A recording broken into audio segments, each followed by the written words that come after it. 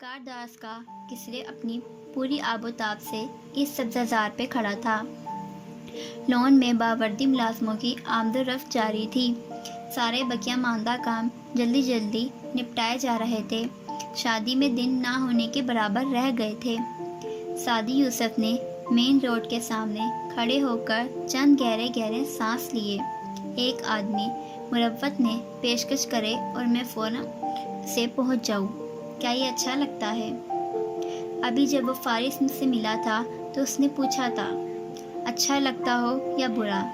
میں نکل رہا ہوں، اب تم ادھر بیٹھ کر ٹی وی دیکھو، دیواروں سے باتیں کرو یا ہاشم سے مل آؤ، تمہاری مرضی۔ وہ چابی اور والیٹ اٹھاتے ہوئے بولا تو سعدی نے تندی سے اسے دیکھا۔ ایسا سلوک کرتا ہے کوئی مہمان کے ساتھ؟ مہمان کون؟ فارس نے سر اٹھا کر واقعی تعجب سے پوچھا۔ چھوڑیں یار، وہ بد دل ہوا۔ اچھا آپ جائیں، مگر وہ جو مجھے پہچانے ہی نہ تو؟ لو، ہاشم کبھی کچھ بھولتا ہے؟ فارس نے سر جھٹکا۔ اس کے انداز پہ سعدی نے غور سے اسے دیکھا۔ آپ کی اب کی کزن سے نہیں بنتی کیا؟ اس دن بھی آپ نے ان سے کوئی بات نہیں کی تھی۔ دیکھو یار، فارس نے ہاتھ اٹھا کر دو ٹوک کہنا شروع کیا۔ وہ ہوگا اچھا آدمی، میرا سارا ننیال ہوگا اچھا، مگر وہ میرے جیسے لوگ نہیں ہیں۔ ہم تو ڈرائیور ہوٹل پہ ماش کی دال کھا کر میٹھی چائے پی کر وہیں چارپائی پہ لمبے لیٹ جانے والے بندے ہیں، مگر یہ اور طرح کے لوگ ہیں، ممی ڈیڈی ٹائپ۔ میں ان سے کبھی گھل مل نہیں سکا۔ اب تم جا رہے ہو یا تمہیں اندر لوک کر جاؤں؟ اور وہ اب دروازے کے سامنے کھڑا تھا، بجایا بھی نہیں تھا، مگر اندر سے جیسے اسے دیکھ لیا گیا۔ دروازہ کھلا اور فلپائنی ملازمہ میری اینجو مسکراتے ہوئی کھڑی تھی۔ گڈ ایوننگ، تھینکس، میں ہاشم گھر پہ ہیں؟ ماموں کے کزن کو کیا کہہ کر پکارنا چاہیے، سمجھ میں نہیں آیا۔ اور آپ کون؟ میں سعدی ہوں۔ اصل میں انہوں نے کہا تھا کہ سعدی یوسف خان، فارس صاحب کے بھانجے۔ مسٹر کاردار نے آپ کے بارے میں اطلاع کر دی تھی، اگر وہ نہ ہوتے تو ان کے احکام کے مطابق میں آپ کو اسٹڈی میں لے جاتی، لیکن چونکہ وہ ہیں اس لیے آپ ادھر آ جائیے۔ میری نے اتنی خوش اخلاقی سے مسکراتے ہوئے ادب سے اندر آنے کا اشارہ کیا کہ وہ واقعی حیران ہوا۔ بہرحال اس کا اعتماد بڑھا۔ وہ اندر آیا، نگاہیں گھما کر اونچے اور عالی شان لیونگ روم کا جائزہ لیا، اور پھر جو کہتا ہے کہ اسے خوبصورتی متوجہ نہیں کرتی، وہ اس دنیا کا سب سے بڑا جھوٹا ہے، اور متاثر تو وہ بھی ہوا۔ کتنا بڑا اور پیارا گھر ہے، مگر اتنا ہی کہ اللہ ان کو نصیب کرے، آمین۔ اور بس۔ میری کے حکم میں قدم اٹھاتا وہ لاؤنج کے وسط میں آیا۔ ایک لمبے سے چیز لیونگ کے کنارے پہ ٹانگ جمائے مگ سے گھونٹ بھرتی وہ بیٹھی تھی، جو یہاں کی مالکن لگتی تھی۔ سیدھے بھورے بال، گوری نازک ہاشم سی سیاہ آنکھیں، 2 انگلیوں سے لاکٹ میں پرویا پتھر چھیڑتی، آہٹ پہ سر اٹھایا، مسکرائی اور سوالیہ نظروں سے میری کو دیکھا۔ ہاشم صاحب کے مہمان ہیں، بیٹھیے، میں ان کو اطلاع کرتی ہوں۔ وہ سیڑھیوں کے لیے مڑی تو جواہرات نے مسکراتے ہوئے سعدی کو دیکھا، البتہ آنکھیں بالکل سرد تھیں۔ میں فارس کا بھانجا ہوں، سعدی یوسف، وہ ذرا سنجیدگی سے بولا۔ اپنے یہاں آنے کے فیصلے پہ پھر سے سوچا، کہیں غلطی تو نہیں کی؟ آئی سی، جواہرات نے اس بات میں سر ہلایا، تاثرات نہیں بدلے۔ میری ابھی سیڑھیوں کے وسط میں تھی جب ہاشم کمرے سے نکلتا دکھائی دیا۔ اجلت میں کوٹ پہنتا سعدی کو دیکھ کر مسکراتے ہوئے وہ زینے اترنے لگا۔ مجھے خوشی ہے کہ تم آئے ہو، آپ شاید جلدی میں ہیں ہاشم بھائی، بس یہی مجھ سے نکلا اور یہی طے ہو گیا۔ ہاشم اتر آیا تھا، مسکرا کر اس کا شانہ تھپکا۔ میں واقعی جلدی میں ہوں اور مجھے واقعی بہت ضروری کام ہے، مگر تمہیں میں اپنی اسٹڈی دکھانا چاہوں گا، اور یہ میں اپنی خوشی کے لیے کر رہا ہوں۔ پھر ماں کو دیکھا۔ کیا تعارف ہو چکے؟ اپنے سوال کا جواب خود ہی سمجھ کر آؤ کہتا اسے اوپر لے گیا۔ سیڑھیوں کے اختتام پر پہنچ کر سعدی نے نگاہ موڑی۔ نیچے جواہرات ہنوز اسے دیکھ رہی تھی۔ وہ اس کے آنے پہ خوش ہے یا غصے میں ہے، اس کے تاثرات یہ بتانے سے قاصر تھے۔ وہ سر جھٹک کر ہاشم کے پیچھے ہو لیا۔ وہ وسیع اور طویل اسٹڈی تھی، کتابوں کے سلائڈنگ ریکس، ان کے پیچھے مزید ریکس، شیلف، ٹیبلز۔ سعدی نے ستائش سے آگے پیچھے گردن گھمائی۔ واو، آپ تو واقعی پڑھنے والے آدمی لگتے ہیں۔ ہاشم کا دوستانہ رویہ اس کو مزید پراعتماد کر رہا تھا۔ اس کی بات پہ ہاشم ہنس دیا۔ تم آج کی شام میری کتابوں کے نام کرو، مجھے ایک کال کرنی ہے، پھر نکلنے سے قبل میں خدا حافظ کرنے آؤں گا، مگر تم کھانا کھائے بغیر نہیں جاؤ گے۔ نہیں، اٹس اوکے۔ وہ شرمندہ ہوا، مگر ہاشم مسکراتا ہوا پلٹ چکا تھا۔ ساتھ ہی وہ موبائل پہ نمبر بھی ڈائل کر رہا تھا۔ وہ ایسا ہی تھا، بہت اعتماد سے ایک ہی وقت بہت سے محاذوں کو نپٹانے والا۔ نیچے جواہرات مگ کی آخری گھونٹ بھر رہی تھی۔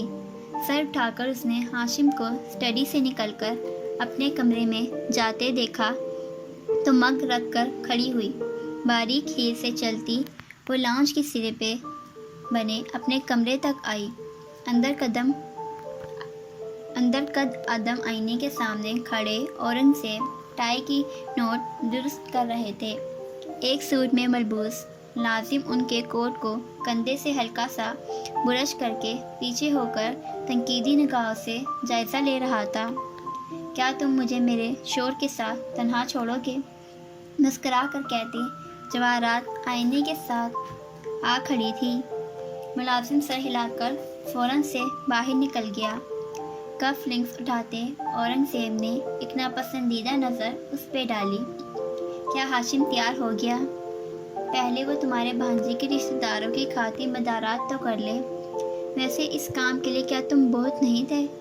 مسکراہٹ لبوں پہ تھی مگر آنکھیں سلگ رہی تھیں۔ فارس کے رشتہ دار جب چاہیں ادھر آ سکتے ہیں۔ اس کو اس کی ماں کا جائز حصہ میں نے کبھی نہیں دیا تمہارے لیے، اب اور کیا چاہتی ہو؟ اور انیکسی، وہ اس کے حصے سے بہت کم ہے، تم جانتی ہو، تلخی سے کہتے وہ ٹائی پن لگا رہے تھے۔ ہمارے بس میں ہوتا تو اسے اور بھی بہت کچھ دے دیتے، مگر وہ خود ہی کچھ لینے میں انٹرسٹڈ نہیں۔ کتنا اچھا ہو اگر تم اپنی شکل مجھے کم سے کم دکھایا کرو۔ وہ آئینے میں خود کو دیکھتے ماتھے پہ بل لیے بولے تھے۔ جواہرات کی مسکراہٹ ختم ہو چکی تھی۔ بامشکل اس نے ضبط کیا۔ میں جا رہی تھی، مگر تم سے مخاطب ہونے کی تکلیف میں نے صرف اس لیے اٹھائی کہ اگر ہم تینوں جا رہے ہیں تو فارس کا رشتہ دار میرے گھر میں اکیلا کیوں ہے؟ کیا تمہارا دوسرا بیٹا اپنے کمرے میں اپنی ناکامی کا شوق نہیں منا رہا؟ وہ جو میز سے پرس اٹھانے آئی تھی رکی، جھپٹ کر پرس اٹھایا اور گھوم کر اس کے سامنے آئی۔ اسے ناکام مت کہو اورنگزیب، وہ اگر پہلے نمبر پہ نہیں آتا تو دوسرے نمبر سے نیچے بھی نہیں جاتا۔ اگر وہ اسٹینڈ فورڈ یا ہارورڈ نہیں جا سکا تب بھی 3 بہترین یونیورسٹیز اسے اپروو کر چکی ہیں۔ اور ایک دفعہ تم اس کا DNA ٹیسٹ کیوں نہیں کرا لیتے تاکہ تمہیں بھی معلوم ہو جائے کہ وہ تمہارا ہی بیٹا ہے، اور شاید پھر تم اس کی قدر کرنا شروع کر دو۔ شیرنی بھی پڑ چکی تھی۔ اورنگزیب اب کالر درست کر رہے تھے۔ وہ میرا بیٹا ہے، مجھے عزیز ہے، اس لیے جہاں اسے دیکھنا چاہتا ہوں وہ وہاں نہیں ہے۔ اچھا ہونا صرف ہاشم جیسا ہونا نہیں ہوتا۔ وہ فارس کی بہن کے بچے، وہ مجھے زیادہ قابل لگے تھے۔ جواہرات شعلہ بار آنکھوں سے انہیں گھورتی رہی، پھر تیزی سے پلٹ گئی۔ باہر آ کر اس نے معدب کھڑی میری کو روکا۔ فارس کے رشتہ دار کو چائے وغیرہ بھجوا دینا، پھر رات کا کھانا کھلائے بغیر مت جانے دینا، اور اس پہ نظر بھی رکھنا۔ گہری نظروں سے گھور کر کہا۔ میری نے سر ہلا لیا۔ اوپر ہاشم اپنے کمرے سے نکل کر اسٹڈی میں جاتا دکھائی دے رہا تھا۔ اندر سعدی ایک کرسی پہ بیٹھا کسی کتاب کے صفحے پلٹ رہا تھا۔ وہ اتنا محو تھا کہ جب ہاشم اس کے قریب آیا تو بھی نہیں ہلا، بس پڑھتا رہا۔ ہاشم نے گردن ترچھی کر کے کتاب کا سرورق دیکھا۔ یہ کہاں سے نکال لی تم نے؟ میں تو اسے بھول بھی چکا تھا۔ سعدی چونکا، پھر اسے دیکھ کر جلدی سے کھڑا ہوا۔ اوہ، میرا خیال تھا آپ جا چکے ہیں۔ بلکہ آپ جائیے ہاشم بھائی، ورنہ مجھے لگا کہ میں آپ کو ڈسٹرب کر رہا ہوں۔ ہاشم نے جواب دیے بنا کتاب اس کے ہاتھ سے لی، الٹی پلٹی۔ پہلے صفحے پہ قلم سے لکھا تھا ہاشم کاردار کے نام، شاید کبھی ضرورت پڑے، فقط محمد اولیٰ۔ وہ ہلکا سا مسکرایا۔ محمد اولیٰ اور محمد ثانی، یہ دو جڑواں بھائی تھے میرے ساتھ لا اسکول میں۔ محمد اولیٰ نے مجھے یہ کتاب دی تھی، وہ خود کسی ڈرامہ سے گزرا تھا تو اس کو یہ شاید اس کتاب نے ٹھیک ہونے میں مدد کی تھی۔ وٹ ایور، مجھے تو یاد بھی نہیں ٹھیک سے۔ وہ اس کی پشت کو پڑھنے لگا۔ یہ 13ویں صدی کے کسی مسلمان عالم کی لکھی گئی کتاب ہے۔ میں نے تب پڑھی تھی، اچھی تھی، مگر اب بھول چکا ہوں۔ کیا تمہیں پسند آئی؟ اس نے چہرہ اٹھا کر سعدی کو دیکھا۔ بہت زیادہ۔ عجیب چارم ہے اس میں، جیسے میں شیخ کے زمانے میں واپس چلا گیا ہوں۔ ہاشم نے کتاب میز پہ رکھی، جھک کر کھڑے ہوئے، قلم نکال کر پہلے صفحے پہ محمد اولیٰ کے دستخط تلے لکھا، for the reading player of Saadi Youssef. نیچے اپنے سائن کیے، تاریخ ڈالی اور کتاب بند کر کے اسے تھمائی۔ پہلی دفعہ میرے ساتھ، میرے پاس سے کوئی خالی ہاتھ نہیں جاتا۔ ارے تھینک یو، مگر اس کی ضرورت نہیں تھی۔ وہ شرمندہ ہوا۔ ضرورت مجھے بھی نہیں تھی، مگر تم ذہین لڑکے ہو اور میں ذہین لوگوں سے متاثر نہیں ہوتا۔ میں صرف ذہین جمع محنتی لوگوں سے متاثر ہوتا ہوں، اور تم وہ بھی ہو۔ کھانا کھا کر جانا۔ کندھا تپک کر بالکل کسی بڑے بھائی کی طرح وہ کوٹ کا بٹن بند کرتا مڑ گیا اور تیز تیز باہر نکل گیا۔ کیا بندہ ہے، سعدی نے ستائش سے سوچا تھا۔